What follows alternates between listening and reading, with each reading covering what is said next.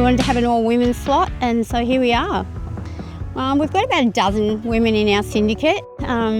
Lots of, my daughters, my daughter-in-laws, my granddaughter. Lots of my friends who are, business people in their own right, and people that, really enjoyed their time at the Inter-Dominion last year and wanted to be involved.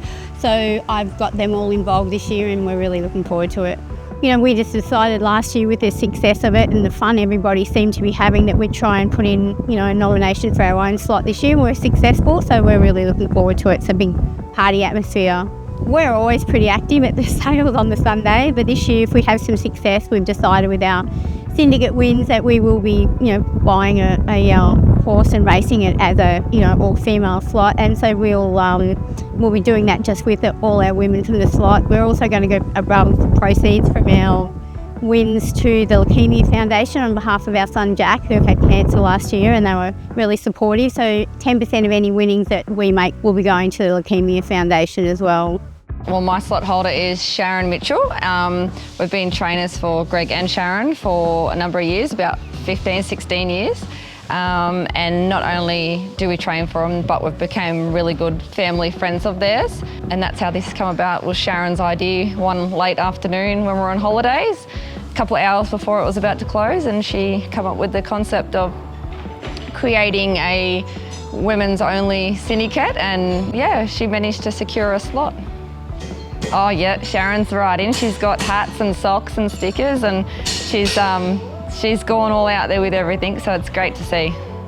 Oh, we've had huge preparations. We've been buying lots of shirts and merch and, putting a bit of glamour into the racing side of it, and, it's very exciting. I'm looking forward to seeing all our supporters in their merch on Saturday night and getting behind Trista, and looking forward to seeing everyone else's get-ups and just having a really good weekend. Trista's really good, has really good knowledge of Albion Park and the track, and she's a former Group 1 winner, so she knows the track really well. She knows the fields really well, so why wouldn't we? Her, numbers speak for themselves. She's a Group 1 winner in the past. She knows the horses. I wouldn't have had anyone else. If it wasn't Gret and Trista, I wouldn't have had any other driver, so it makes sense for us to have a good driver. We're not here to play, we're here to win, and so it made perfect sense to us to have Trista.